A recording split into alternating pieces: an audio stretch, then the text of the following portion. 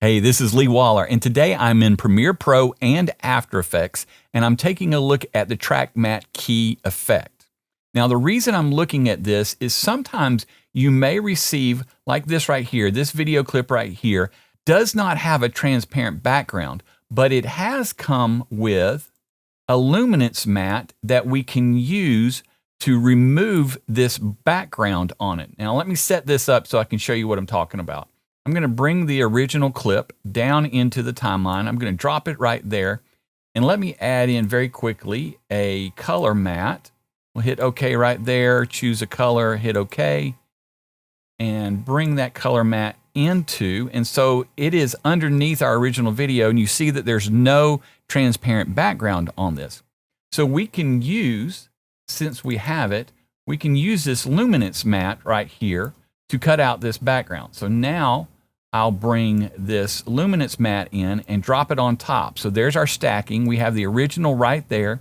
Then we have the luminance matte right there. To make this work, we're going to need to get up here in Effects, the Track Matte key, and I'm going to drag that down to the original clip, drop it on there, and now I'm going to jump up into Effects Control. You'll see that Track Matte key right there. I'm going to come down here to the matte, and that is that luminance matte right there that we want. And I'm going to select video 3, that video layer right there that it's sitting on. And I'm going to change it from matte alpha to matte luma. And let me scrub through here. And now you see that using this information right here, we are cutting a hole in this video clip right here, and it's giving us that transparent background. And that is all being done by that Track Matte key. Once I have that set up, I can also make adjustments to the graphic. So if I want to scale it down, or if I want to move it, all I have to do is make sure that I'm making those adjustments on the main video, and the alpha channel will follow.